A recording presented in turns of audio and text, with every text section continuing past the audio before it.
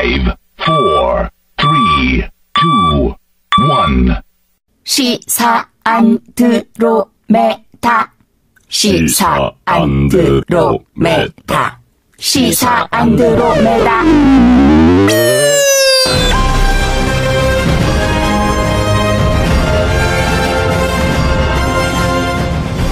주파수 94.5MHz YTN 라디오 공식 팟캐스트 시사 안드로메다 14번째 방송 시작하겠습니다. 안녕하십니까. 저는 MC를 맡은 이동영 작가입니다. WMC 3MC 또 나와주셨습니다. 인사하시죠. 네, 박지훈입니다. 안녕하세요, 영상입니다. 기분 좋아요? 네. 왜요? 오늘 누가 오셨거든요. 아, 초대 손님? 네. 입이 지금 나 이렇게 기분 좋아 이렇게 녹음 방송하러 처음 봤어요. 그리고 오늘 박지훈 변호사 지각 안 했어요. 내가 뭐 지각합니까? 하여튼 이따가 소개하기로 하고요. 멋진 분이 아마 오신 것 같은데. 최고입니다. 예. 네. 그 9월이 들어서서 그런지 벌써 쌀쌀해졌어요. 아침 저녁은. 그쵸. 근데 저는 뭐 이제 찬바람이 쓱 불면 딴 거 생각 안 나고 네. 개편 때가 왔다. 내가 목이 날아갈 수도 있고 네. 뭔가 더 올 수도 있겠구나 이런 생각을. 그런 거 민감하시구나. 민감하죠. 그래서 빨리 시사 안드로메다는 좀 잘려주고. 왜 그래? 저도 어언가 방송 한 5년 6년 하면서 네. 여러 봄 가을 개편 많이 봤잖아요. 네. 가을만 되면 다들 불안해하는 모습을 많이 봤어요. 그래요? 네. 추우면서 마음도 추워지더라고요. 그렇구나. 저는 뭐 잘려도 괜찮아요. 네. 제가 SBS에서 한 3번 특히 가을에 날아간 적이 있어요. 봄은 안 어딘지 알아? 추울 때 자르잖아요. 아니, 가을에만 날리더라고. 지금 든 생각인데 블랙리스트에 올라있지 않았어요? 그래서 MBC, KBS는 아예 못 나갔고 그렇지. 출연 쫓아가 안 됐고. 그랬구나. 실제로 아픈 기억이. 섭외가 돼가 저랑 같이 나가려 한 적이 있는데 1주 전에 취소된 적도 있습니다. 네. 그래요. 가슴 아픈 얘기는 그만하기로 하고. 그만합시다. 그런데 지금 우리 저 YTN 길 바로 길 하나 건너편에 MBC가 있지 않습니까? 네. 근데 총파업 지금 들어간다고 합니다. 네, 그렇죠. 거기는 더 지금 찬바람이 불고 있고. KBS도 지금 벌써 들어갔죠, KBS는. 예. 그래서 이 공영방송에 대한 문제점 지금 그런 것들이 여러 가지 많아가지고 이제 직원들이 나와서 파업을 투쟁을 하고 있는 것 같은데 YTN도 한번 심하게 바람이 불었었죠, 과거에? 그렇죠. 근데 저희는 아시다시피 8월 28일부터 마지막 그 해직자 6명 가운데 복직되지 않은 마지막 3분 노종면, 조승호, 현덕수 기자가 출근했어요. 또 올라 그래. 아니야. 얘기만 몰라 그래. 울지 않아요. 출근하셨어요. 그때 저 봤거든요. 그 장면, 출근한 장면. 네. 많은 사우들이 나와서 같이 울어주더라고. 감동이. 선배 지금 올라 그러는데. 아닙니다. 네. 홍사 기자는 안 나갔다고. 네, 그때. 안 나갔어요. 올까봐. 아니. 대성 통고 갈까봐. 아니, 꼴보기 싫어서 안 갔다 했는데. 누가 나를 또 뭘로 만들려고 그러는 거야, 지금. 그래도 YTN은 3분이 복직하셨고, 다른 방송보다 YTN은 훨씬 더 민주적으로 운영된다, 이렇게 볼 수 있겠는데. 그렇죠. 그래서 오늘 시사 안드로메다는 9년 만에 YTN 5회부자에서 내부자가 된 노종면 기자를 모시고 언론 적폐청산 공영방송 문제에 대해서 한번 이야기해 보도록 하겠습니다. 노종면 기자 나오셨습니다. 박수! 안녕하세요. 노종면입니다.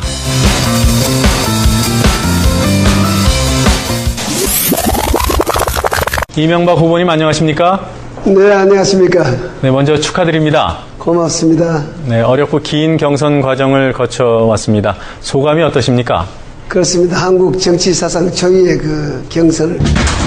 이른바 낙하산 사장 임명에 반대하며 집회를 벌여왔던 YTN 노동조합 노종면 위원장 등 기자 4명이 경찰에 체포되면서 노조가 반발하고 있습니다.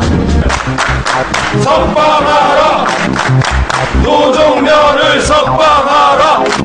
저희를 가둔다고 해도 YTN의 투쟁은 끝나지 않을 겁니다. 저희를 가둔다고 가두는 것이 아니고 투쟁은 계속될 것이고. 네, 노종면 기자, 이 라디오 부스는 여기는 처음이죠? 처음입니다. 네. 여기뿐만 아니라 처음입니다. 처음입니까? 네. 서울역 사옥 때 계셨던 거예요?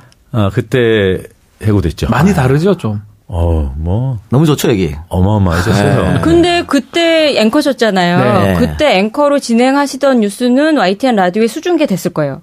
아마 그랬을 겁니다. 네. 예. 그래서 라디오 청취자분들은 워낙 좋은 뉴스여서. 적응이 안 돼요. 네. 복귀하신 소감 한번 합시다, 우선. 아직은 좀 얼떨떨하고요. 기분 좋고 보는 사람마다 고맙고 저희가 지금 교육기관인데 교육 받을 때 왜 이런 강사에 대한 뭐 기본적인 반감 같은 거 있잖아요. 가질 수가 없어요. 눈빛이 너무 선해서 네, 복직했다는 걸 실감하고 있습니다. 네. 9년 만에 돌아오셨는데 동기들은 쭉 간부가 됐겠습니다. 지금 임원들 아닙니까 다? 그렇지는 않고요. 그래요? 저희가 복직될 때 저 같은 경우에 그 동기들 평균 그 직급으로 저도 부장입니다. 부장이세요. 네. 그렇게 하지. 사실 제가 좀 손해는 봤어요. 예. 제가 이런 표현을 쓰면 안 되지 아직은. 해고당할 때 저희 동기들 중에서 제일 잘 나갔거든요. 아, 맞아요. 알고 있죠. 직급이 제일 높았는데 네. 그냥 평균으로 그냥 들어왔습니다. 복귀하신 것만 해도 감사하지요. 뭘 그래요. 좀 아픈 얘기를 좀 뭐 드리면 복귀하고 나니까 그 점도 좀 아쉽더라고요. 아니 그 사장 출마하실 때 배수이전 쳤잖아요. 네. 안 되면 복직 안 하겠다고 말씀. 왜 그래? 그런 걸 왜 해요 지금? 아니 궁금해서요. 사장 공모가 진행이 됐나요? 안 됐어요. 안 됐죠. 사장 공모는 원인 무효로 심사도 제대로 안 됐기 때문에 무효니까 어차피 없던 거 돼버리니까. 그렇죠. 네. 저는 그냥 아주 합리적이고 논리적으로 판단해서 법적으로는 아무 문제가 없어 보입니다. 예. 네. 박지훈 변호사가 저한테 노종면 기자가 사장 되면 내가 봤을 때 너는 YTN을 한 5개 프로를 맡아. 그러면서 날 좀 땡겨달라. 이렇게 했는데. 또 그 말을 어떻게 또. 네. 예. 근데 난 무산됐으니까 됐고요. 네. 예전에는 서울역 사옥 있을 때는 뭐 식사하러 갈 때 뭐 식권을 나눠주거나 이렇게 했을 텐데 요즘은 앱으로 하는 거 아세요? 앱. 어렵게 깔았습니다. 예전엔 종이였어요. 종이 오려가지고 썼는데 선배들 이제 교육받으시는 거 저희가 그 노동조합에서 보여주시거든요. 페이스북으로 이렇게 사진으로 나오는데 이렇게 입이 이렇게 이러면서 이런 게 다 있었는지 강산이 변했구나. 그렇죠. 이거를 느끼는군요. 그런 표정을 보여주고 계시고 저는 그 9년이라고 하지만 3,249일 만이에요. 근데 이 숫자를 가지고 저 말고 평소에 알고 지내던 취재원 분들 중에서 저한테 메시지 한번 보내셨어요. 3,249일. 너무 가혹하다. 그동안 어떻게 지내셨을까요? 근데 저는 모르니까 그리고 제가 한 게 없으니까 대답을 못 했는데 그 세월을 그 노종면 기자한테 들어보고 싶은데 울지 말고 좀. 안 울어요. 그래서 그 3,249일은 사실 그 군대 간 사람들이 이렇게 하루하루 지우는 것보다 더 훨씬. 그 징역 9년이에요. 징역 9년. 근데 징역으로 표현합니까? 아니, 그래야 말이 좀 더 와닿을 것 같아요. 그래서 여쭤보고 싶은 게 그 하루하루를 어떻게 이렇게 카운트 세면서 지내셨는지. 셀 리는 없는데 살면서 무슨 일이 벌어졌다고 뭐 며칠 연애할 때는 세죠. 근데 YTN에서는 안 셀 수가 없었어요. 노조가 계속 카운팅을 했기 때문에 노조 사무실 들어가는 입구에 그 카운트하고 있는 숫자가 맞아요. 보여서 2,000일이 넘었구나, 3,000일이 넘었구나. 뭐 최근에는 100단위로까지 심지어는 8월 28일 복직이라는데 그날이 며칠째지 날짜 계산기로 계산도 해보고. 예. 근데 뭐 이 시간은 이제 지나서 이렇게 됐구나 싶은 거지. 그 순간순간은 뭐 모르죠. 그게 그냥 쌓였을 뿐이고. 네. 그런데 어쨌든 그때 언론 투쟁과 같이 했었던 MBC의 해직 PD 기자들도 있었잖아요. 네. 그분들 아직 복직 못하고 있거든요. 네. 그게는 어떻게 좀 나는 복직하고 그쪽은 못하고 마음의 빚이 조금이라도 있을 것 같은데. 조금이라기보다 많이 무거운 부분이고 그분들 이제 2,000일 됐습니다. 해고당한 지. 지금 복귀 못하고 계신 분들. 은근슬쩍 비교하네요. 나는 3,000일 넘었는데 2,000일이라고. 예리하세요.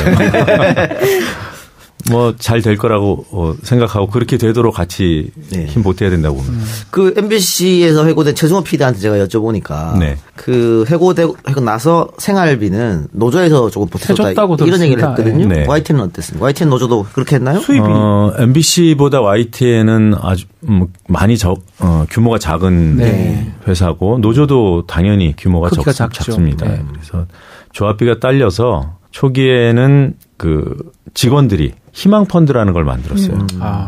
노조비로 그 많은 징계자들을 다 보전해 줄 수 없으니까 희망 펀드를 만들어서 이 해고자들이 소송에서 이기면 돌려주는 조건으로 급여를 모아서 줬죠. 그게 다 합하면 한 10억 정도 규모로 알고 있습니다. 의리를 지켰네요. 의리로 표현하기 어려울 정도의 동료였고요. 물론 거기에 시민분들도 참여를 해주시고 그러다가 몇 년 지난 다음부터는 노동조합이 조합비를 인상해서 이제 저희들 급여의 상당액을 보전해줬죠. 그 9년 동안 굉장히 긴 싸움이었는데 처음에 할 때는 이렇게 길어질 줄 몰랐을 거 아니에요? 당연하죠. 그러면 3년 지나고 4년 지나고 5년 지날 때는 내가 그때 왜 앞에 섰지? 후회할 수 있을 것 같아. 사람이다 보니까. 예. 어땠어요? 솔직히 얘기해. 그럼요. 솔직히 하시면 좋죠. 포장하지 마시고 솔직하게. 예, 후회한 적은 없어요. 와.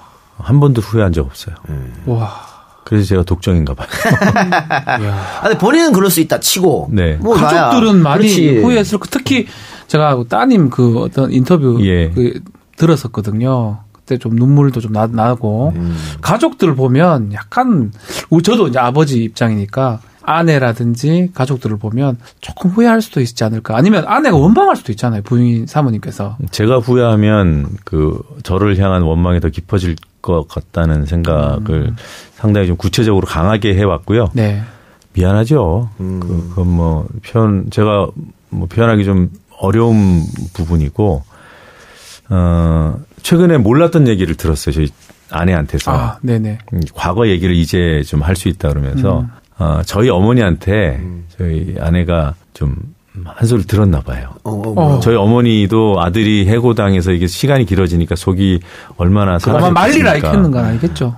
며느라 너는 어째 네 남편이 노조위원장 하는 것도 못 말렸느냐. 그 얘기를 듣고 좀 속상했던 적이 있다고 얘기를 하더라고요. 엄마 입장에서 그럴 수 있지. 당연히 두 입장 다 이해가 되니까. 그렇죠. 아유, 내가 죄인이었구나. 노종면 기자는 말릴 수 없어요. 한번 결정하시면 굉장히 아까 본인께서도 독종이라고 말씀하셨지만 말리실 수 없어요. 그러셨을 거예요. 힘들었어요. 그런 얘기 별로 좋은 얘기가 아니야. 나 이상한 사람으로 만들잖아 지금. 그런데 존댓말 쓸게요. 죄송합니다. 네. 9년 전에 봤을 때하고 지금 봤을 때하고 별반 다르지 않거든요. 똑같으세요. 예. 병원 다녔어요? 안티에이징 이런 거? 진짜. 진짜 별로 안 바뀌었어. 우리가 농담할 필요가 없잖아요. 여기서 라디오라서 지금 못 보고 있는데 그때랑 똑같으세요. 시력이 나쁘신 거 아닙니까? 안경도 똑같은 거 똑같은 것 같은데요. 몸도 별로 안 부럽고 운동이나 이런 거 하셨어요? 피부도 그렇고. 사우나 한번 같이 가시죠. 배가 많이 나오셨군요. 네. 그러면 홍 기자는 후배 입장에서 어쨌든 선배가 투쟁하다가 이제 쫓겨난 거 아니에요. 어떻게 말하면. 그거 바라보는 또 후배 입장은 또 그것도 마마봤을 텐데. 저는 그 당시에 출산 휴가 들어가 있었어요. 근데 이제 아기 낳고 이게 메일센터에 공지사항이 올라옵니다. YTN 메일센터에.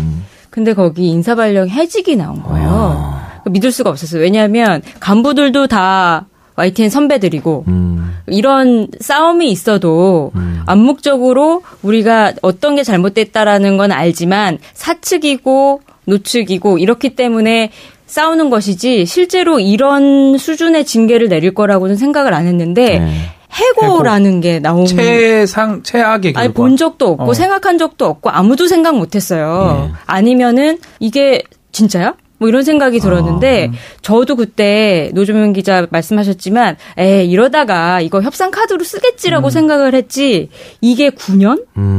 전혀 생각 못했죠. 전혀 생각 못했고 그 다음엔 이제 마음의 빚이 쌓이는 거죠. 누군가 대신해서 그 당시 노조위원장이셨잖아요. 시사 코미디 맞죠? 예, 맞아요. 죄송합니다. 제가 제일 안 웃겨가지고. 홍 기자도 올라 그래요. 홍 기자가 우리가 이거 하기 전에 대선 안드로메다를 했습니다.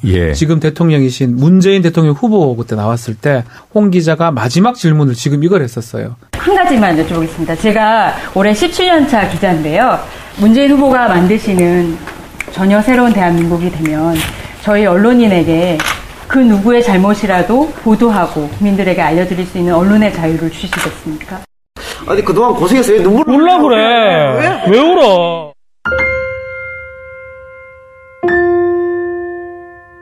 언론의 자유를 이명박 박근혜 정권은 싫어했는데요. 근데 사실은 이 언론의 자유가 정권도 지켜주는 거예요.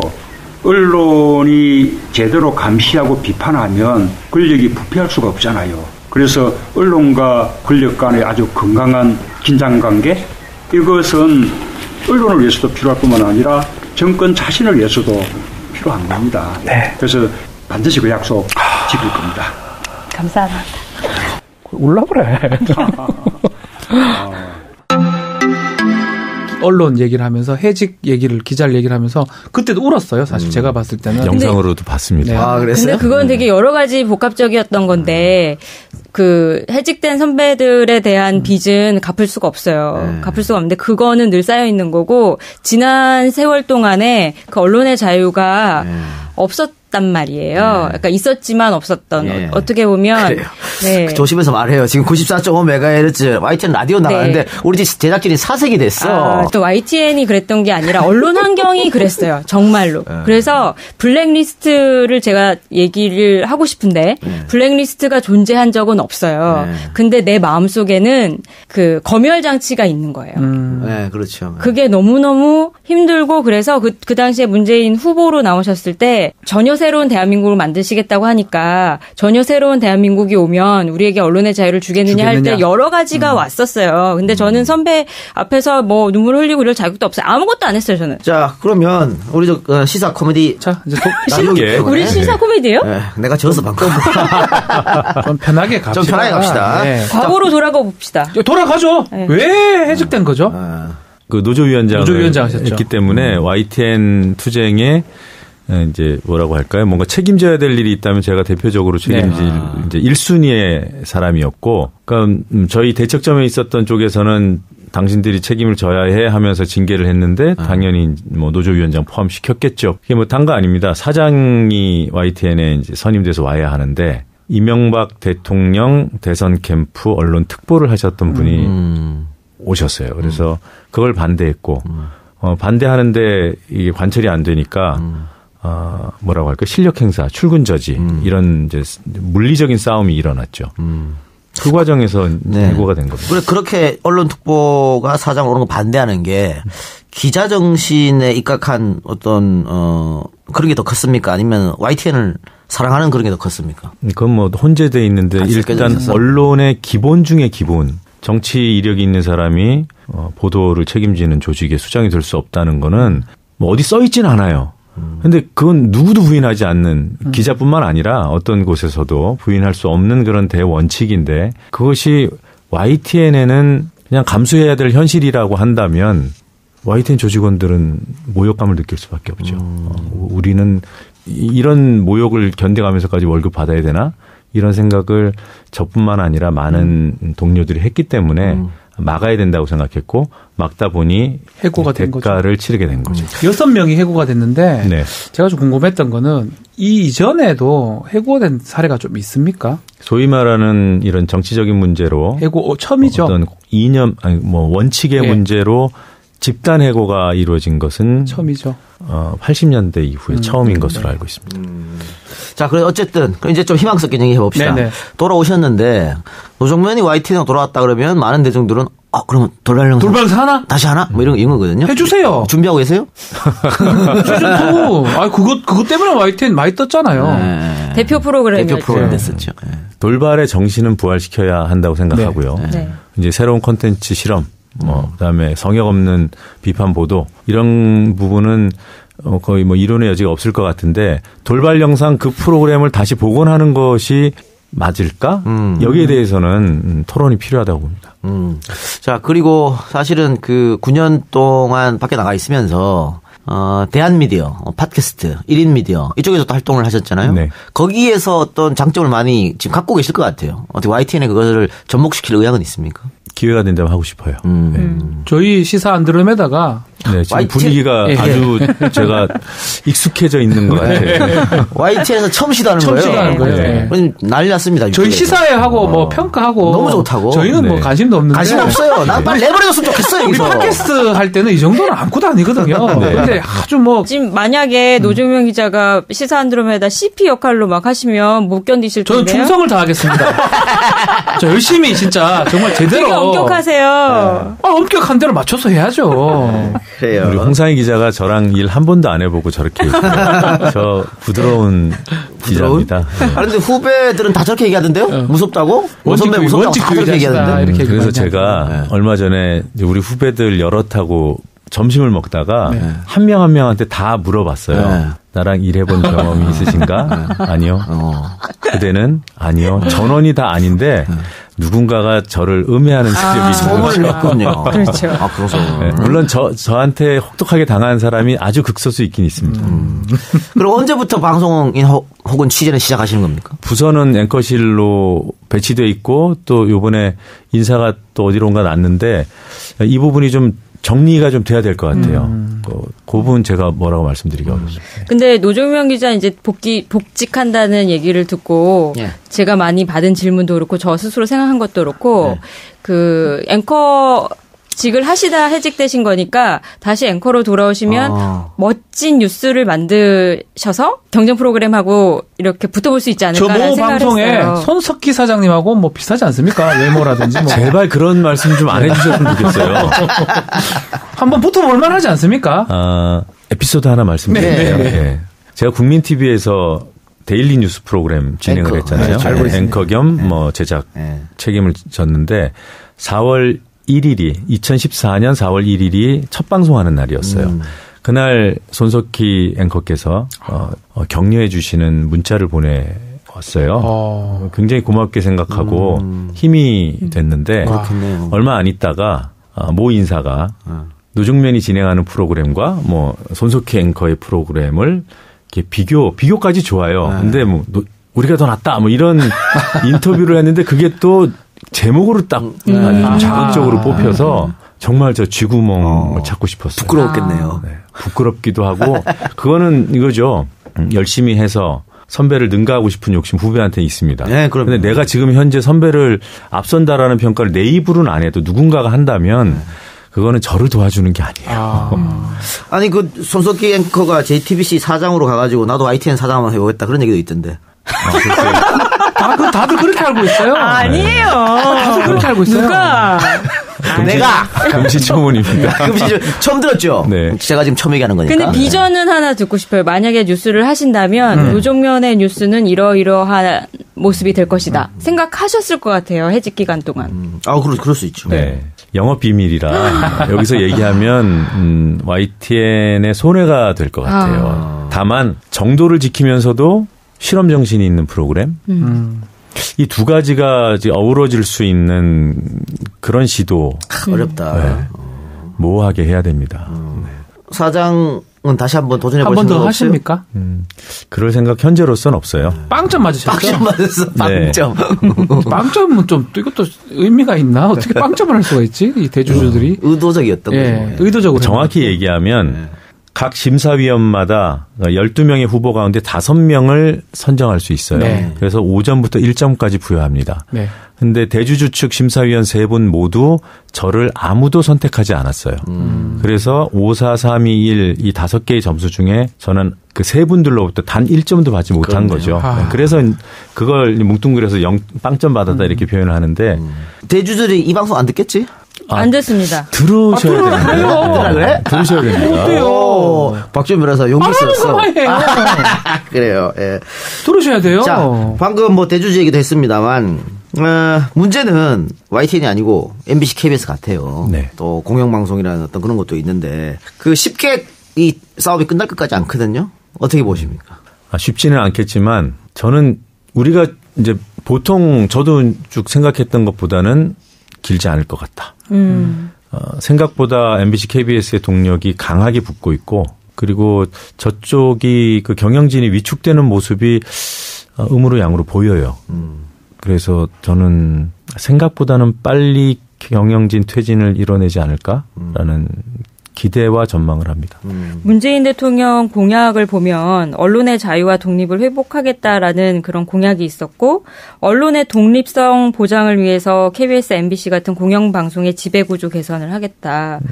해법은 어떻게 되어야 된다고 보세요? 일단 이제 언론 자유, 언론 독립이라는 게 뭐 외부에서 주어지는 건 아니죠. 외부에서 어떤 노력을 해서 사실 이 상황이 되긴 했어요. 이제 우리가 소위 말하는 이제 촛불의 힘으로 네. 정권이 교체되고 언론 환경도 바뀔 수 있는 토대가 마련된 건데 궁극적으로 뭐 안에서 경영진 교체를 이뤄내고 어떤 독립적인 제작 환경을 만들어내는 거는 내부 구성원들의 노력이 제1이라고 생각합니다. 네. 그게 지금 막 이루어지고 있기 때문에 희망적으로 보는 거고 제도적인 측면에서 정부가 이제 백업을 할 수 있다고 봐요.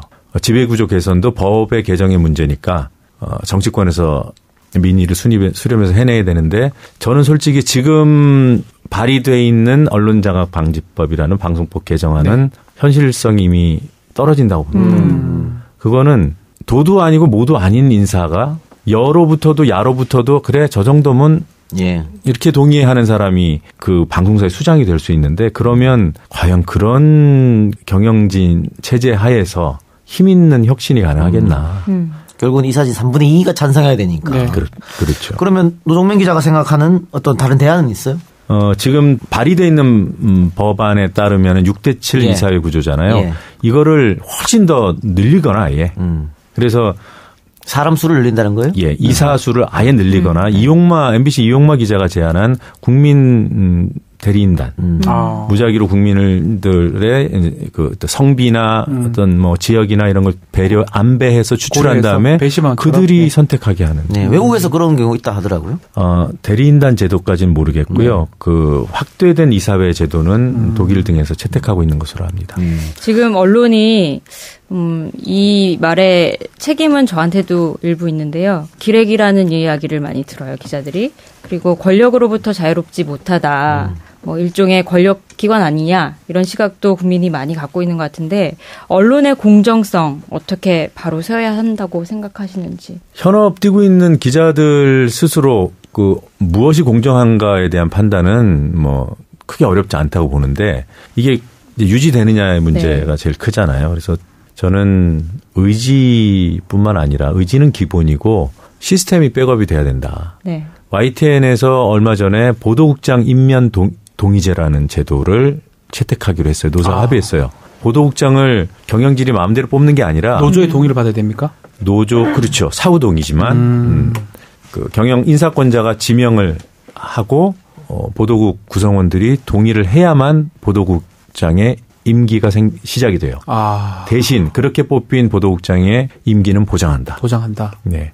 그러면 보도국장 책임하에 보도국이 운영될 수 있지 않을까? 그러니까 보도와 경영이 그때 비로소 이제 그 분리될 수 있는. 근데 그것만으로도 부족한 것 같아요. 그런 제도 하에서 내부 감시가 내부 스스로 이제 자평하는 그런 행위들, 방송사의 그런 공정방송위원회라는 게 다 있어요. KBS도 있고 MBC도 있고 SBS도 있고 YTN도 있어요. 근데 가동이 잘 안 돼요. 왜? 사측이 반대하니까. 노사 동수로 구성이 되어 있거든요. 그렇죠. 그런 제도 또 하나. 시청자들의 피드백을 굉장히 적극적으로 수용할 수 있는 제도가 필요하겠다. 뭐 이 정도 이런 시스템이 있으면 공정성 유지하는데 좀 더 수월하지 않을까 그런 생각합니다. 우리 언론이 국민으로부터 신뢰를 좀 많이 잃었어요. 특히 세월호 오보 관련해서 YTN도 그랬고. 아까 홍 기자도 기레기 얘기했지만 그 기자들에 대한 신뢰감도 굉장히 많이 떨어졌어요. 상태거든요. 거기다가 뭐 장충기 문자를 보더라도 아니 언론인들이 어떻게 저렇게 할 수 있냐 이런 게 있는데 뭐 그런 그렇죠. 연장선상에서 다 같이 한번 얘기해 주시기 바랍니다. 참 어려운 부분인데 언론사끼리 서로 상호 비판해야 된다고 봐요. 그걸 금기시하거든요. 그렇죠. 카르텔을 이렇게 짬짬이 하고. YTN이 만약 연합뉴스 잘못된 걸 확인했으면은 그 보도해야 된다고 생각해요. 그러면 연합뉴스가 악에 바쳐서라도 또 YTN을 감시하겠죠. 이런 것들이 업계 내부에서는 그게 좀 처음에는 어색할지 몰라도 이 뉴스 소비자들 입장에서 보면 유리하지 않겠습니까? 그렇죠.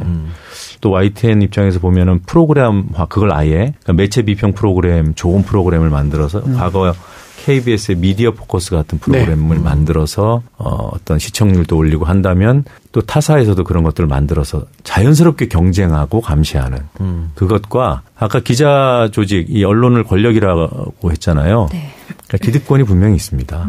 지금 현재 취재 시스템 속에서 기자들이 향유하는 기득권이 있어요. 뭐 대표적으로 출입처 같은 그 부분을 뭐 당장 폐지 뭐 이런 주장이 아니라 좀 더 합리적으로 조정하고 축소하는 방향으로 재조정하는 그런 노력이 이루어지는 게 어떨까. 예전에 침묵의 카르텔이라고 언론사들끼리 이렇게 잘못해서 덮어주는 게 있었는데 그걸 좀 없애자. 우리도 어떻게 우리 저 동시간대 방송되는 다른 방송 TBS나 CBS 좀 깔까요? 씹을까요? 방송 같지도 않더라고. 그거는 막말이고. 막말이에요? 비판을, 건전한 비판을. 미안해요. 농담이었어요. 이해하세요? 제가 지금 몸담고 있는 곳이 YTN 디지털 뉴스팀인데요. 질문을 몇 개 받아봤어요. 저희 젊은 직원들이 많다 보니까 개인적인 부분에 대한 관심이 많더라고요. 이미 SNS에서 스타시잖아요. SNS에서만 스타예요? 죄송합니다. 뭐라고 말씀? 용기를 갖고 말을 해요. 겁을 먹고 뭘 겁을 먹어? 어떡하면 몰라 그래. 무엇보다도 해직 기간 동안이 되게 궁금한가 봐요. 그래서 일단은 가장 힘들었을 때가 언제냐 이 질문을 받았어요. 그러니까. 시기로 얘기하면 2015년 상반기. 제가 해고된 뒤에 노조위원장을 한 1년여 더 했고요. 네. 그리고 그 직후에는 또 언론노조 활동을 또 상당 기간 했고, 그 다음에 뭐 1인 미디어, 뭐 또 시민 미디어, 독립 매체 이런 데서 일을 쭉 했기 때문에 글쎄 저 스스로는 언론인의 정체성 나름대로는 꽤 오랫동안 유지해 왔다고 생각하는데 2015년 상반기 그때는 대외적으로 활동을 아무것도 안 했어요. 그때는 좀 힘들었어요. 그 전에 뭐 국민 TV를 어렵게 관두는 그런 상황이 있었고 그 직후부터 그리고 또 그 시기가 공교롭게도 대법원 해고 3심 확정 판결이 난 그 시점부터 한 반년 동안이거든요. 그때가 좀 힘들었습니다. 복직날 눈물을 보이셨고 예전에 딸 편지 들으면서도 눈물 보이셨는데 이런 거 말고 혼자서 힘들어서 몰래 괴로워서 혼자서 몰래 온 적 있나요? 있죠. 가슴 아프네요. 남자는 남자의 눈물을 알거든요. 그 다음 질문이 그럼 그렇게 힘들었을 때 어떻게 그 시간을 견디셨습니까? 노래 한 거 아니야, 노래? 그거 노래도 있어요. 아, 그래요? 예, 진짜로? 제가 이제 혼자 있을 때 이 노래 부르는 거 좋아하고. 노래 정말 잘하신다고 제가 들었거든요. 제 입으로 얘기하기 힘들지만. 잘하십니다. 그리고 이제 동료들하고 술자리 하다가 이제 노래방 가자고도 제가 적극적으로 하는 편이고 잘 안 가져요. 근데 그러니까 혼자 노래 부르는데. 랩도 잘하신다고. 잘 안 가준대. 마이크 안 놓으시나 봐요. 제가 복직하는 날은 가줄 줄 알았어요. 그리고 혹시 그 행사 보셨는지 모르겠지만 제가 또 노래 얘기도 했잖아요. 그러면 가줄 법한데. 냉정하거든요, 저희가. 그때 한 새벽 한 2-3시까지 있었는데도 안 가더라고요. 그리고 마지막으로 복직하시는 날 아내분한테 어떻게 말씀하셨는지. 그냥 갔다 올게 그러고 왔는데. 그랬더니 오긴 오냐? 그랬는데요. 그 복직날 그 세 분이 이렇게 나란히 이렇게 사옥 쪽으로 걸어왔잖아요. 예. 그때 막 두근두근 하고 그랬을 것 같아. 그러진 않았고요. 그랬어요? 뭐 다른 두 분은 모르겠는데 기자들 취재진이 계속 따라붙으면서 질문을 해가지고 그리고 또 질문뿐만 아니라 이리 가라 저리 가라 잠시 쉬었다 가라 여기 밟아라 뭐 이런 지시를 받으면서 갔기 때문에 감정을 느끼기는 좀 어려웠어요. YTN 사옥 정면쯤에 왔을 때 그 고층 옥상에서 꽃가루가 막 날렸어요. 종이 비행기. 종이 비행기야? 네. 비행기. 그때는 하고 이제 탄식하고 그러는데 그때도 감정이 없었나요? 그때 뭐 울컥했죠. 그거 보고. 근데 그걸 예상을 했어요. 종이 비행기를 저희가 봐버렸거든요. 그 준비하고 있는 걸. 슬프다. 아유, 슬퍼. YTN 진짜. 준비하는 거 보면 그걸 들키고 그러나. 국정원도 아니고 그런 걸 들켜. 아유, 노조집행부가 저희한테 그날의 프로그램을 다 비밀에 붙이겠다고 안 알려줬는데. 그 박스를 못 치운 거예요. 종이 비행기가 많았어요. 암만 많아도 보강을 잘 해놔야지. 제목을 정말 잘 정한 게 누가 정했는지 저는 잘 모르겠지만 해직자가 온 에어였어요. 해직자가 온 에어. 그 제목도 되게 뭉클하지 않아요? 생방이고 오네요. 여기도 온에어 지금 불 들어와 있어요. 죄송합니다. 자, 그러면 요거 우리죠. 이 꿈에 그리던 복직 날인데 복직하면 가장 뭐가 하고 싶었으며 그걸 했는지 궁금해요. 오자 말자. 뭐 화장실에 가고 싶었다든지 뭐. 그럴 수 있어. 왜냐면은 그 투쟁할 때 못 들어왔거든. YTN 자체를 못 들어왔거든. 전 이겁니다, 이거. 출입증. 로망.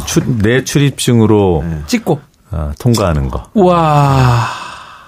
뭐 조금 과장해서 말씀드리면 한이설인 거예요. 맞아요. 저희 투쟁 동영상 중에 제가 용역들한테 끌려나가는 그런 장면이 있어요. 출입을 이제 물리적으로 차단당하면서 노조위원장인데도 용역들이 저를 이제 팔짱 끼고 내보내고 그래서 저는 이제 상암으로 이사 오고 사장이 바뀌고 뭐 사장이 비언론인 출신이지만 그래도 어떤 인성은 온화하신 분이어서 노사관계가 좋아질 거라는 기대가 사실 있었거든요. 그래서 출입증 하나쯤은 내주겠지. 이런 기대를 사실 했는데 이게 거의 3년 동안 안 되더라고요. 저희랑 같았네요. 방문 받아서 들어오셨네요. 아, 그렇죠. 지금 그러세요? 변호사님도? 네. 그냥 막 내줄 수가 없어요. 예. 아무데나 막 들어가시기 때문에. 변호사님이라? 저 자주 숙직실 잠도 자고 그러긴 하긴 하는데. 아니 저도 한번 그냥 난 맨날 여기 오는데 하나 주면 안 되냐니까 안 된다 그러더라고요. 근데 서러웠어요. 예전 서울역 사옥에 있을 때 노조위원장이셨음에도 불구하고 해고 이후에 그 출입을 아예 차단했어요. 그렇죠. 그게 마음이 아픈 거죠. 그래가지고 못 들어오셨었거든요. 20대 취업 준비하는 친구들도 저게 그렇게 갖고 싶다 그러더라고. 방송국 출입증. 아니 꼭 방송국이 아니라도 목에 이렇게 거는 거. 네. 취업이 됐다는 의미잖아요. 저게 꾸민 청년들이 많죠. 여러모로 그런 의미가 있는 것 같은데. 네. 그래 우리 준비된 시간이 다 돼가는데. 그거 한번 들어보면 안 될까요? 뭐요? 저 기억나는 게 이 마지막 그 앵커 할 때 그 해고 직전에 그때 멘트 기억나십니까? 그 해고 통보 받고 방송을 했어요? 또? 아니죠. 해고 통보 받았을 때는 이미 노조위원장 전임자였어요. 방송을 그만하라고 통보를 아마 받았을 때 마지막 그 멘트가 있다고 제가 들었거든요. 아니에요. 저는 방송을 하다가 노조위원장 보궐 상태가 빚어져서 제가 출마하고 당선되고 뭐 그런 것 때문에 노조 전임자가 되는 바람에 방송을 못 하셨고 잠정 중단하게 됐던 거고. 어디서 또 가짜 뉴스를 가지고 와가지고 또. 저거 낫다고 내가 한 게 아니고. 우리 적폐 작가가 또. 적폐 작가 진짜. 문제야, 우리 그러면 청취자, 시청자 분들에게 한 말씀 해주신다면. 하는데 이 종합 뉴스 앵커 멘트 같이 클로징 멘트 있지 않습니까? 어차피 맡으실 거니까 좀 있으면 한번 좀 멋있게 한번 부탁드리겠습니다. 그 뉴스에 고정으로 나가고 싶어서 그러죠? 사랑합니다. 너무 조급하게 미리 말씀 안 드렸어요. 기다려 주시지 말고 좀 더 준비 많이 해서 조금 시간이 더디 걸리더라도 뉴스 잘 만들어서 나와달라고 요구해 주셨으면 좋겠습니다. 네. 조만간 뵙겠습니다. 감사합니다. 자, 오늘 시사 안드로메다 찾아주셔서 대단히 감사하고 저희가 노 기자에게 미리 좋아하는 음악 엔딩곡으로 쓸 테니까 좀 알려달라 그랬는데 준비했습니까? 그 MC 스나이퍼의 할 수 있어라는 노래가 있습니다. 예. 의미가 있나요? 이 곡 정하신? 가사를 들어보시면 그래요? 왜 골랐는지 아실 거고요. 어떤 희망, YTN 또 우리 지금 싸우고 있는 언론인들의 희망, 그다음에 가능성 이런 것들이 담겨 있다고 생각하고 들으시면 그렇구나. 이 노래가 그럴 법하구나. 아마 그렇게 느껴지실 겁니다. 실제로도 많이 해직 기간 동안 부르셨다고 들었는데 사실인가요? 제가 MC 스나이퍼 노래는 웬만한 건 다 합니다. 한 소절 불러주시고 한 소절 부르면서 자연스럽게 노래 깔고 갑시다. 멋있게 최초로 한 소절만 한번 해요. 푸른 산하를 깨고 아늑한 둥지 위로 펼쳐진 미지의 땅 그곳으로 방향키를 잡고 앞서 떠난 그를 따라 하늘을 날 수 있을까. 남별들을 벗삼아 내 멍든 마음을 달랜다. 힘줄과 뼈가 굶주려 날 수 없는 나에게 세상은 비웃으며 포기하라 하는데 지평선 저 넘어 흐르는 강을 건너듯 넓은 대지를 걷고 걸어 그곳에 가고 싶어 할 수 있어. 참 미치겠다. 너무 잘하신다. 생각도 못했어. 이야, 래퍼. 쇼미더머니에 출연하셔야겠어요. 출연하면 되겠는데, 고등 래퍼? 고등 래퍼? 네. 내 얼굴이 왜 빨개진지 모르겠습니다. 정말 잘하시네요. 그래요, 알겠습니다. 오늘, 노동희 기자, 저희 YTN 라디오 출연해주셔서 대단히 감사하고, YTN에 없는 사람 같은데, 이렇게 말하니까. 자, MC 스나이프 노래 들으면서 노정면 기자와 인사하겠습니다. 오늘 출연해주셔서 대단히 감사합니다. 감사합니다. 네, 고맙습니다. 따스한 하늘 꿰고 아늑한 둥지 위로. 원곡은 YTN 라디오 매주 토요일과 일요일 밤 11시 20분에 확인하세요. 신사숙녀 여러분과 함께하는 시사 안드로메다.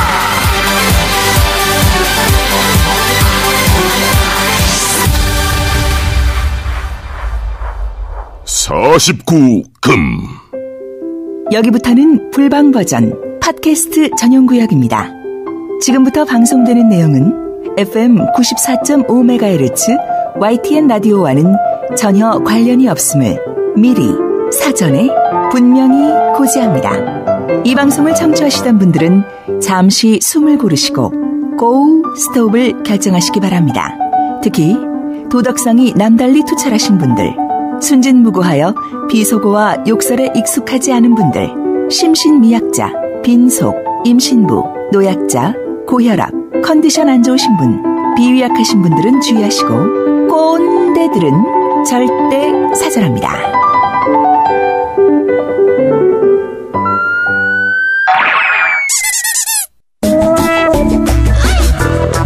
홍 기자의 은밀한 뉴스.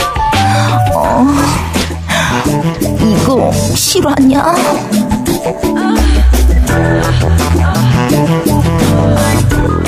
네, 지금 여러분께서는 팟캐스트 버전을 듣고 계십니다. 홍 기자의 은밀한 뉴스. 기자들끼리만 돌려보는 찌라시를 공개하는 시간인데 오늘 저희가 지금 3시간째 녹화를 하고 있지 않습니까? 근데 다른 주보다 엄청 힘드네. 힘들어요. 이상하게 다른 주보다. 나는 눈물이 자꾸 나요. 왜 이럴까요? 기를 많이 빼앗았어요. 기를 너무 많이 빼앗겼어요. 네, 기를 두 분이 빼앗아가셨어요. 정청래, 김용민 대단한 분이 굉장히 힘들어요. 물론 이 방송은 앞에 노정면 기자가 나온 네, 방송입니다만 그렇죠. 굉장히 힘들어요. 나만 그렇게 느낀 게 아니었구나. 아우, 굉장히 힘들었어요. 눈물이 나요, 저는. 네. 자, 홍 기자의 은밀한 뉴스. 네. 오늘은 어떤 걸 갖고 왔습니까? 네, 새로운 뉴스는 아닌데요. 네. 들어보신 적 있을 거예요. 문 대통령의 손목시계. 갖고 싶어요. 난리 났죠? 얼마예요, 그거? 그거 단가는 4만 원 정도인데요. 8월 10일 처음 선보였어요. 네. 어떻게 생겼는지는 뭐 인터넷에 많이 떠도니까 보셨을 텐데 몸체 중앙 윗부분에 대통령을 상징하는 봉황 문양이 있고 아래 부분에 대통령 문재인이라는 문 대통령의 사인이 새겨져 있어요. 직접 쓰신 걸 이제 거기 인쇄를 했겠죠. 그런데 청와대에 이게 시계 민원이 빗발치고 있다 그래요. 좀 구해달라 나도. 네. 이렇게. 그런데 시계는 시중에 판매되지 않고요. 청와대 행사에 초청된 손님한테만 선물로 증정하고 있어서 구하기도 어렵고 그리고 이제 제가 물어봤어요. 이거 진짜 구할 수 없냐 하고 민원이 빗발치냐. 민원 빗발친대요. 네, 그렇죠. 그런데 이게 규칙을 정해놨대요. 청와대 행사에 초청받은 사람 또는 외국에서 온 손님이 아니면 일절 지급할 수 없고 문 대통령이 주라 하는 사람만 줄 수 있대요. 근데 이걸 관리를 지금 누구가 하냐면은 이정도 총무비서관이 한대요. 근데 이정도 총무비서관이 정말 정도에 맞게만 하신대요. 그래가지고 지금 관심 있는 게 그러니까 뭐 우리 방송할 때는 이미 지났는데 네. 9월 1일 신입 직원들에 대한 오리엔테이션 할 때 이때 줄 거냐. 신입 직원들 청와대. 없다던데 지금 품절이 돼가지고. 못 준대요. 예. 못 줄 것 같아요. 그러니까 이거 총무비서관이 이재만하고는 달라요. 이재만 같으면 한 10,000개 만들어서 뿌렸을 것 같은데 더 이상 원칙대로 안 찍는답니다. 행정 관료 출신이니까 원칙대로 하는 거예요. 그래서 물어봤더니 비서실장도 없고 수석들도 없고 행정관들도 없고 아무도 없대요. 누가 갖고 있어 이거? 아니 초청된 사람들만 뭐 국가유공자나 위안부 할머니들이나 이렇게 초청하신 분들. 그 더불어민주당 국회의원들 초청 다 받았잖아요. 네. 근데 그 여성 국회의원만 줬어요. 아 그래요? 시계 모자라가지고. 근데 이게 지금 벌써 중고나라에 매물로 그래요? 올라와 있지는 않고 그렇겠지. 중고나라에 구합니다가 나왔는데 얼마? 30만 원 준다는 사람도 있고요. 뭐라고 쓴 사람들 있냐고 하면은 달라는 대로 주겠다. 아 진짜요? 네. 있어요. 그래서 이야. 어제 우리 방송에 그 정청래 의원이 그 시계 구하셨잖아요. 그거 제가 만약에 방송 때 가지고 오셨으면은 한 5만 원에 살려고 했는데. 5만 원? 뭐 돈 달라는 대로 준다는데 5만 원. 그런데 안 가지고 오셨더라고요. 아쉬웠다네. 박근혜 시계라든지. 전혀 아쉽지 않다. 그런 건 얼마예요? 그런 건 아니에요. 이명박 시계 같은 거 얼마예요? 중고나라에 매물이 없어요. 매물도 없고 사겠다는 사람도 없어요. 그러니까 희귀본이기 때문에 더 이상 찍을 필요도 없고 사실은 돈도 없고. 근데 사람들이 그거 제조한 회사까지 어떻게 찾아내가지고 제조한 공장까지 가가지고 다 내놓으라고 그러는데요. 그래요? 아 진짜 인기 좋다. 저는 받았는데. 오, 그거 정말? 얼마면 돼요? 6만 원. 6만 원. 6만 원? 4만 원이 단가니까. 안 돼요? 그래요? 아니요, 저는 받았는데 네. 찰 수가 없어가지고 네. 아까워서 곱게 모셔놓고 있죠. 아 그렇구나. 품질 보증서도 들어있더라고 카드로. 오랜만에 이 작가가 이렇게 부러운 적이 없었는데. 부러워. 네. 알겠습니다. 그래서 하여튼 뭐 인기가 많다는 거. 그것만 봐도 인기를 실감하고 이거 말고도 우표도. 그러니까 난리 났잖아요. 추가로 찍기로 했잖아요, 그거. 그래요? 네. 옛날에 전두환 우표도 유명했었는데. 전두환이. 아 그래요? 파나 요새? 에이 설마. 네, 해본 소리예요. 골동품 가게 가면 살겠지. 우표 수집 카드는 구할 수 있지 뭐. 전두환이 가봉 가고 이런 거 내가 기억나거든. 네. 시트. 네. 가봉. 뭐 이렇게 아프리카 순방 갔을 때 그 우표를 내가 다 모았었어. 가봉의 봉고 대통령. 이름 맞아. 그걸 내가 다 모았었는데 지금은 없는 것 같아요. 아, 그래요? 네. 우리 제작진인 저 서종호 모바일 프로젝트 팀장 어머니 새벽 3시에 우체국 가가지고 그거 사오셨어요? 문재인 대통령 우표 사셨는데 43번이셨대요, 번호가. 네. 그래서 40번에서 끊겨가지고 아유. 우체국에서 나중에 예비표 나눠줘서 결국은 사셨대요. 그래서 그거 제가 이제 또 살라고요. 네. 니는 쉽게 살락하네, 계속. 근데 전두환은 자기 재임 시절에 많이 찍었어. 엄청나게 많이 찍었어. 그래 희귀하지가 않아. 그렇구나. 많이 찍었어. 표가. 이게 희귀해야 사실은 좀 값어치가 한 번 찍고 두 번 찍고 이래야 되는데 수십 번씩 찍어버리니까. 네. 한 번 찍고 두 번 찍고 자꾸만 찍고 싶네. YTN 다들 피곤하니까 이런 소리 하나 보다. YTN 단독 보도가 또 나왔습니다. 이해훈 바른정당 대표 금품수수 의혹. 앞서 정청래 전 의원님 그리고 우리 김용민 어제 그죠? 예. 평론가님 나오셨을 때도 얘기를 잠깐 했는데요. 설명 좀 해주세요. 예, 사업가 옥모 씨가 이제 제보를 해온 거예요. 저희 네. 기자한테. 잡지에 실어줄 테니까 섭외비, 광고비 달라. 그런 다음에 나중에 자기가 홍보 전문가니까 코디를 해주겠다 하면서 이 돈도 줬고 명품 가방, 옷, 시계, 벨트, 지갑도 선물했다. 이게 뭐 6천만 원 정도가 넘었다. 이런 금품을 줬다라는 게 이 옥모 씨의 주장이고. 증거로 문자도 네. 문자를 보면은 뭐 정말 넘넘 감사합니다. 이 은혜를 어떻게 다 갚을지 모르겠습니다. 뭐 이런 이해훈 대표가 직접 보냈다고 주장하는 문자도 있어요. 근데 이해훈 대표 바로 기자회견 했거든요. 그러니까 개인적으로 돈을 빌려 쓰라고 해서 중간중간 빌렸었지만 다 돌려줬고 선물도 그거 받은 건 맞다. 근데 풀어보지 않고 다 돌려줬다고 해명했어요. 그런데 해명이라도 해명이 맞다고 하더라도 네. 정치자금법 위반의 소지가 상당히 커 보이는 상황이죠. 다 돌려줬어도요? 아유 받음으로 끝나는 뇌물도 마찬가지고. 네. 받으면 바로 끝나는 거예요. 그래서 안 받은 거 그냥 돌려줘야지 범죄가 성립하지 않는데. 그리고 뇌물을 벗어나기 위해서 정치인들이 자주 하는 변명이 뭐냐면 빌렸다. 네, 빌렸다. 맞아요. 네. 근데 이해훈 대표 그 자기 자산도 수십억이 될 텐데. 그러니까요. 되게 부자인 좀 이해할 수 없네. 그래서 무조건 공짜로 주면 좋은 건가? 아니 제가 그래서 거기 바른정당 쪽이나 이제 자유한국당 쪽에 야당 쪽 보좌진들한테 이해훈 대표 되게 잘 살지 않아요? 이렇게 물어봤어요. 그랬더니 머리부터 발끝까지 정말 다 이렇게 명품일 때도 있고 이렇게 하여튼 되게 부유해 보인대요. 자기네들이 보기에도. 그래서 이렇게 받는 게 뭐 조금 의아하긴 하다라고 말씀하시는데 근데 이해훈 대표는 또 그렇게 주장하거든요. 차용증도 있고 모두 정산해줬다. 그리고 이 사람 돈 빌려준 사람 사기 전과도 있더라. 그거하고 뭔 상관이야? 그러니까 항상 이 정치인들 돈 받으면 정말 꼭 이래. 그러니까 그 메신저를 공격하는 거야. 프레임 전환이죠. 그렇죠. 그러니까 저게 못 믿을 사람이니까 난 죄가 없다 이런 거거든. 그리고 거의 고영태 나쁜 사람 만들고 막 그런 거 아니야. 네. 그런 식으로. 이거는 저는 아직까지는 좀 섣부를 것 같고 좀 봐야 될 것 같아요. 근데 이거는 지금 분위기상은 검찰에서 들여다볼 수밖에 없는 게 아닌가. 고소고발 없어도 내사할 수 있어요? 내사할 것 같은데 이게 수사 방식 중에 하나가 내사인데요. 내사는 풍문 같은 거를 접해서 해요. YTN에서 이 정도의 아주 신망받는 방송국 아니겠습니까? 네, 그렇죠. 뻥입니다. 예, 뻥이고요. 예. 웬일로 칭찬 하나 했어요. 네, 이런 데서 제보가 될 정도라 그러면 풍문이고 조사를 착수할 가능성이 아주 높다 생각이 들고 아마 옥모 씨 이 사람 소환돼서 조사받지 않을까 생각이 듭니다. 근데 이 사람은 왜 폭로했을까요? 뭐가 원하는 걸 이루어주지 않았기 때문에. 그런 게 있겠죠. 왜 그랬대요? 그러니까 이 사람 사기 전가 같은 거 살펴봐도 다 그런 거거든. 뭔가 얻기 위해서 접근했는데 안 되니까 뭐 그런 거잖아. 그러니까 지금 그것도 막 그게 뭔지는 모르겠지만 어쨌든 목적이 있으니까 이해한테 접근했을 거 아니에요. 근데 이 사람 보면은 이해훈 대표가 20대 총선에 당선되고 나서 실제로 사업상 편의를 제공을 해줬고 그러지 뭐. 홍보대행 일을 따내도록 기업 고위자를 소개해 준 거는 맞다. 그랬는데 실제로 일하고 연결이 안 됐다. 그래서 그런 거예요? 뭐 그럴 수도 있어요. 결과는 없으니까 나는 돈은 썼는데 결과가 없는 거잖아. 아니 예전에 송영선? 네. 있었잖아요. 국회의원 한나라당. 그 양반도 그 업자한테 막 돈 달라고 욕을 했거든. 나 월세 얼마 내달라고 막. 그것도 그 녹취록을 그 사람이 까서 이제 오픈된 거잖아요. 뭐 그렇죠. 그런 거죠. 뭐. 그렇게 되면 지금 바른정당 되게 힘들어지는 거 아니에요? 그러니까 지금 바른정당 같은 경우에 지금 이 대표가 이거는 명백한 허위 보도로 YTN이 법적 대응을 준비 중이다 그랬잖아요. 네, 우리도 법적 대응 한대요. 우리. 그러니까. 그런데 내가 봤을 때는 이 대표는 안 할 것 같아요. 이 대표가 법적 대응을 하면 검찰 수사 들어가거든. 그럼 바로 100% 들어가거든. 안 할 것 같아. 이거는 이렇게 그거는 뻥만 치고 나 한다 하고 안 하고. 매사도 아니고 바로 정식으로 조사가 되는 거예요. 그러면. 아니 그럼 바른정당 대표가 연루된 건데. 그래서 저는 약간 음모론 얘기를 좀 하면 이 옹모 씨가 정말 원하는 걸 못 이뤄서 됐을 가능성도 배제를 못하지만 자유한국당 이런 데서 또 그런 생각을 좀 심었어?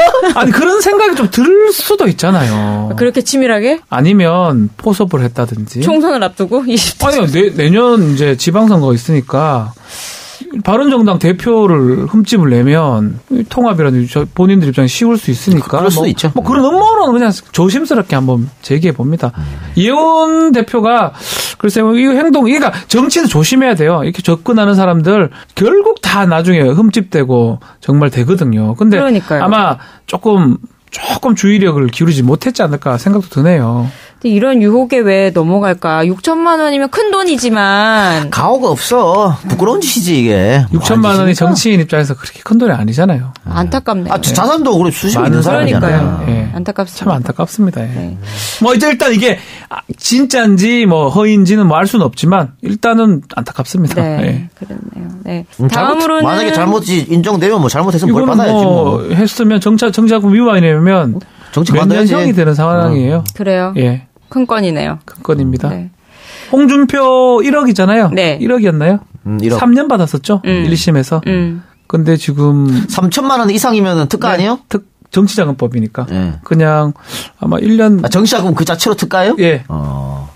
앞으로 좀 시끄러워지겠네요. 네. 그다음에는 요즘 뜨는 달린맨 누구일까요? 달린맨. 네. 문재인 대통령의 측근을 얘기하는 거예요? 맞습니다. 둥근 달이 떴다. 우리 대변인님 아닙니까? 둥근 해 아니에요? 둥근 해가 해입니까? 떴습니다. 예. 4시의 남자 힌트. 박수현 대변인 아닙니까? 맞습니다. 근데 박수현 대변인은 문캠프에 있지도 않았는데. 안 캠프에 있었는데. 네. 안철수 죄송합니다. 어떻게? 안철수. 왜? 어떻게 다 틀렸어 지금. 괜찮아. 이런 게 터져. 안철수가 왜 틀렸어? 안전 캠프에 있는데. 나도 안철수 생각했다니까. 나도 그거 뭐 하는 것들이야.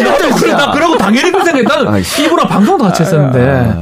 안희정 충남지사가 이런 거 잘하지만 애들 좀 무식하게 좀 알려주게. 무식한 거 좀. 당연히 안철수 생각하고 있었는데 왜 이래. 안희정 충남지사가 안철수 생각하면서 안희정 얼굴을 떠올렸다니까. 나 이거 뭐야 이거. 우리 지금 피곤해서 그래. 3시간째 하고 있잖아요. 그리고 두 사람이 길을 다 빨아갔어 지금.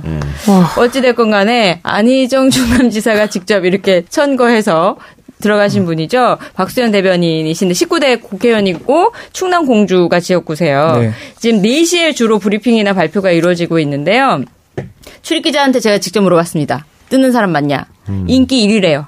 어디에서 인기 1위? 청와대에서. 청와대 출입기자는 인기 1위래요. 왜냐하면 잘해줘요? 기본적으로 이렇대. 어떤 질문을 해도 대답해 주려고 노력하는 점이 좋다.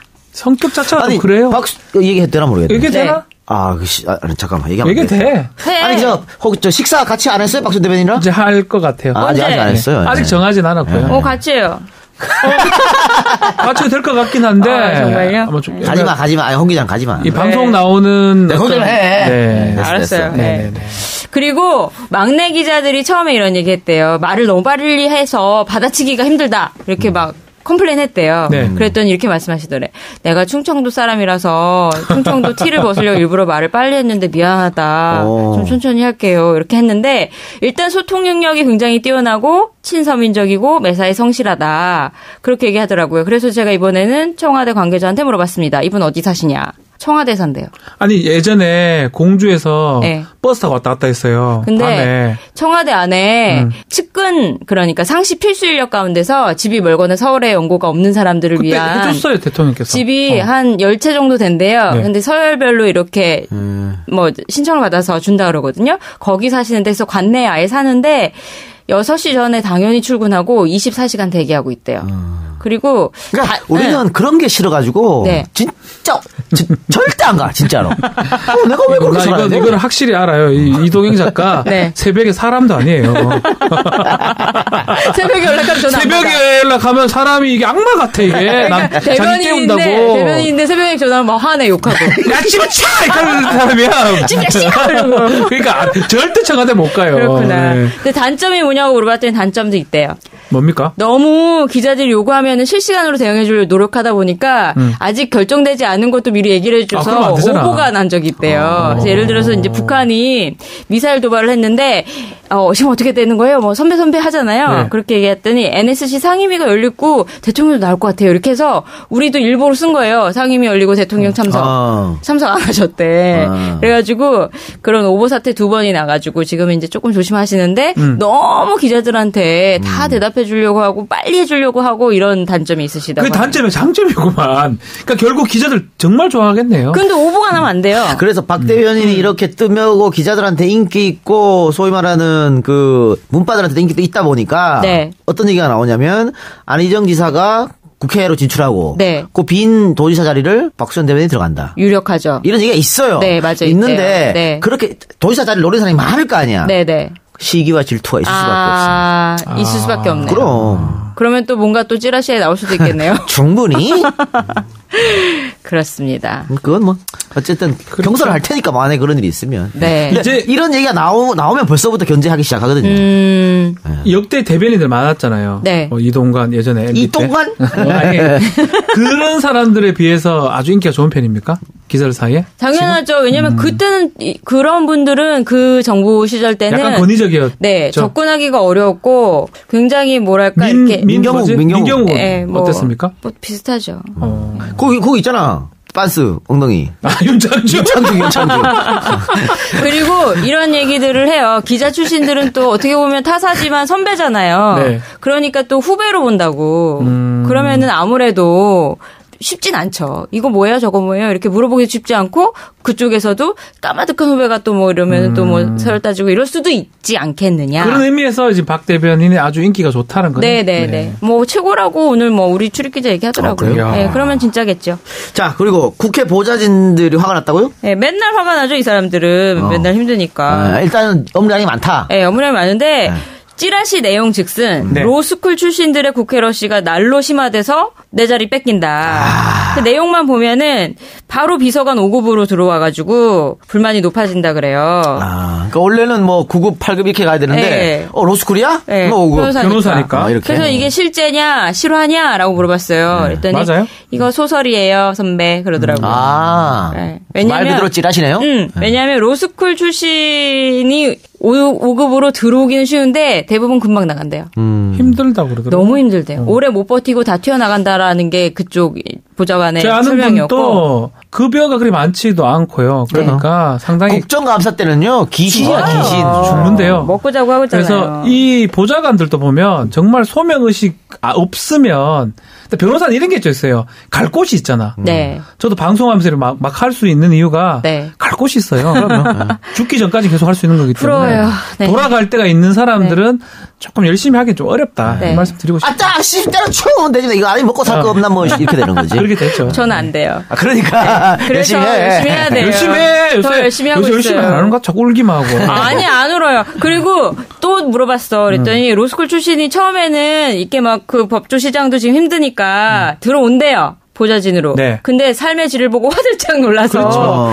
그런데다가 또 보좌진들 얘기는 이거예요. 로변이라고 부르더라고요. 로스쿨 출신 변호사를. 로변. 로변들의 스킬도 이 바닥에서 이용하지 않아요. 안 된다. 네. 정치 감각도 있어야 돼 네. 보좌관들은. 그리고 그 바닥은 그 전문가가 아니라 제너럴리스트가 살아남는 바닥인데 그렇죠. 이분들은 법안 뭐 만들고 네. 뭐 이런 거에 특화된 분이잖아요. 그런데 그 법안 만드는 데 대해서도 국민들 눈높이에서의 감각이 떨어진대. 그래가지고 잘 못한대요. 일도. 이들의 주장은. 아니, 맞아요. 저도 변호사지만, 변호사들이 바라보는 법에 대한 시각하고, 우리가 입법도 잘할 것 같잖아요. 입법, 사법행 다 할 것 같은데, 사실 입법은 잘 못해요. 재판만 있는 재판. 그리고 법적 대응도 사실 의원실에서 부처 자문 얻어서 거의 다 해결이 가능하대요. 그래가지고 연차 있는 보좌관들은 로변들을 별로 이렇게 신경도 안 쓰고, 또 플러스 텃세도 있대요. 그렇겠죠. 맞는 것 같은데. 그래서 이 찌라시는 소설이라고. 그렇지만 로스쿨 출신이나 뭐 일반 사법연수원 출신이나 변호사 거기서 열심히 하면 또 성공을 할 수 있는 거죠. 그러니까 그거는 열심히 하는 사람들은 뭐냐면 본인이 정치에 꿈이 있는 사람. 그렇겠다. 그러면 열심히 할 수밖에 없지. 저도 그런 출신의 또 변호사도 알아요. 잘하고 있는 변호사도 있는데 되게 힘들어요. 그렇지만 소명감 있게 있어야 할 수 있는 거죠. 보좌진들 정말 힘들어요. 너무 힘들어요. 네. 네. 저 친구들 후배들 다 여자들인데도요. 아까 말씀하신 국정감사 때 집에 안 가요. 못 가죠. 못 가죠. 못 가요. 의원이 안 가면 못 가고 법안 만들고 뭐 질의 답변 만들려면 못 가더라고요. 그러니까 뭐 너무너무 힘들게 살더라고. 하나 더 할게요. 뒷골이 땡기네. 하나만 더 마칩시다. 짧게. 네. 지금 문정부 다 너무너무 잘하고 있잖아요. 근데 뇌관으로 떠오른 이슈가 뭘까요? 모르겠는데요. 교육이래요. 안보? 교육. 시행이 뭐 보수 아니랄까? 맨날 안보 타령은. 그래 조금씩 계속 걱정된다 그거는. 못 참어.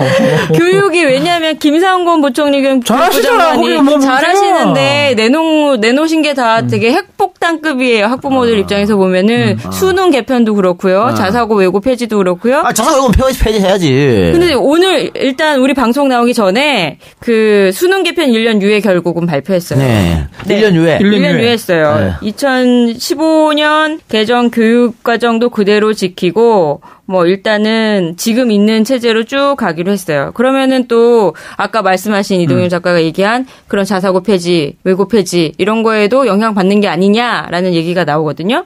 어떻게 해야 된다 보세요? 근데 사실 교육 정책은 정권만 바뀌면 바뀌거든. 그래서 그런 건 좀 안 했으면 좋겠어. 왜냐면 좀 오래 보고 해야 되는데 지금이 아주 좋은 찬스예요. 뭐냐면 지금 보수가 제대로 못하고 있기 때문에 다음 선거, 대통령 선거, 그 다음 대통령 선거도 쉽지 않거든요. 또 이게 지금 투표하면은 지역 대결보다는 거의 연령 대결이야. 네, 맞아요. 근데 젊은 사람들은 다 거의 다 민주당이고 60대 이상이 이제 자유한국당이잖아요. 그럼 20년, 30년 지나면 어떻게 돼?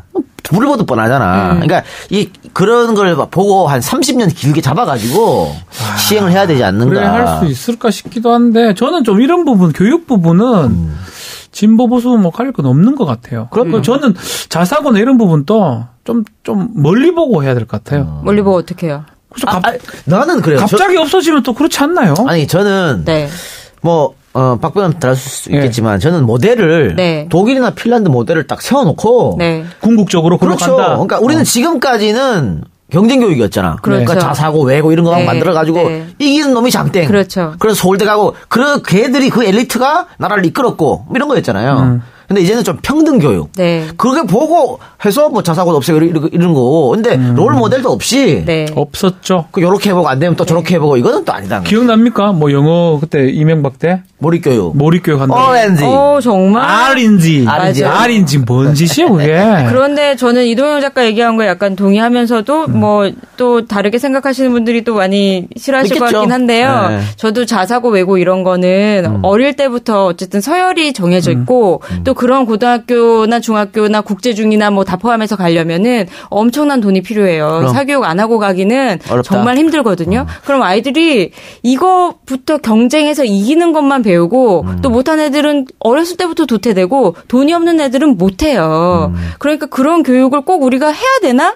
꼭 외고 가야 되나? 자사고 가야 되나? 저는 그런 거 좀 평준화됐으면 좋겠어요. 저는 지금 이게 목적이 외고 같은 것도 목적이 좋은 대학 애들 보내려고 애들을 만든 게 아니잖아 사실은. 그렇죠. 외국어 교육을 하려고 만드는데. 근데 좋은 대학 가기 위해서 지금 모인 거야. 서울대를 스카이 대학을 가기 위해서 만든. 이게 이상하니까. 막 그럼에도 불구하고 저는 기득권 부분은 좀 지켜줘야 되지 않느냐.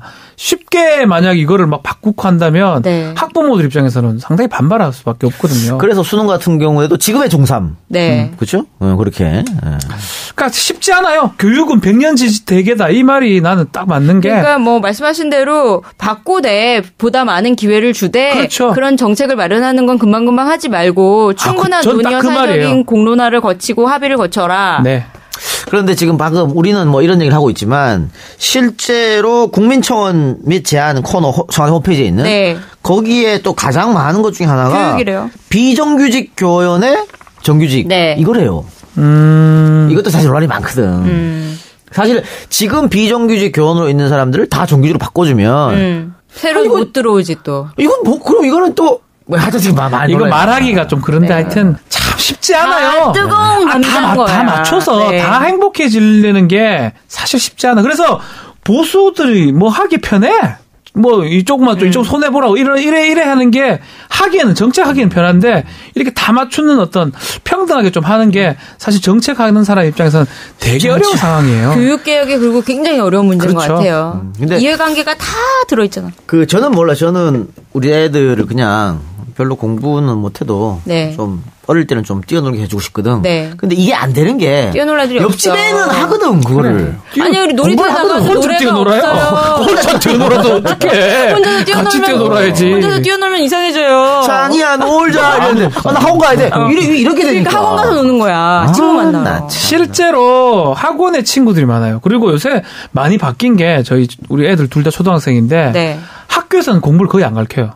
학교 가는 건 되게 즐거워하는데 학원 가는 건 힘들어요. 숙제도 학원이 더 많고. 학원 안 가면 또 안 되고. 왜 그러냐면 친구들 다 학원에 있어요. 그러니까 학원 숙제 우리 딸은 항상 학원 숙제 스트레스 받는 걸 제가 맨날 보거든요. 맞아요. 숙제 뭐 하는데 맨날 애가 완벽주의자라서 좀 보면 조금만 안 해도 스트레스 받는데 학교 숙제도 아닌데 하지 마라 하면 우리 또 와이프는 왜 그딴 소리 하냐고 그러고. 아니 근데 정말 이상한 게 뭔지 아세요? 줄넘기 하고 이런 거 어디서 맞아. 배우셨어요 옛날에? 학교에서 배웠죠. 줄넘기를 뭘 배워요? 그냥 혼자 하는 기지. 아니 근데 요즘 학교에서 안 가르쳐줘요. 학원이 있어요. 줄넘기 학원이 있어요. 학교에서 안 가르쳐줘요. 진짜 있다니까. 줄넘기도 배워가지고 가지 않으면 도태되고요. 노래도 안 배워가지고 가면 못하고요. 다 학원이 있어요. 이거는 정말 비정상이야. 나중에는 뭐 자전거 학원도 생기겠다. 생길 거예요. 생길 거야. 만약에 학교에서 시험 본다면 100% 생길 거예요. 별의별 학원이 다 있어요. 네. 알겠습니다. 여기까지입니다, 오늘은. 씁쓸하네요. 네. 교육이 그래요. 우리도 애들 키우는 입장에서 힘들어요. 힘들어, 진짜로. 네, 힘들어요. 알겠습니다. 자, 그러면 오늘 방송 여기서 마치고요. 네. 그럼 저희는 다음 주 뵙는 건가요? 네, 그렇습니다. 네. 자, 다음 주 방송 역시 토요일, 일요일 밤 11시 20분부터 12시까지 네. YTN 94.5MHz 방송이 되고요. 팟캐스트는 토요일, 일요일 자정에 업데이트 됩니다. 발음이 계속 꼬이네요. 그러니까요. 3시간 지금 반째 지금 녹음을 뜨고 있어요. 아무 말 대잔치가 제일 힘들어요. 아, 너무 힘들었어요. 그런데 밖에서 그거 한 달에 한 번 하라 그래갖고 나 멱살 잡을 뻔했어. 한 대 칠 뻔했어. 그래서 다음 방송 많이 기대해 주시고 여러분 좋은 주말 보내시길 바랍니다. 지금까지 이동영, 박지훈, 홍상이었습니다. 감사합니다. 네, 감사합니다. 시사 안드로메다.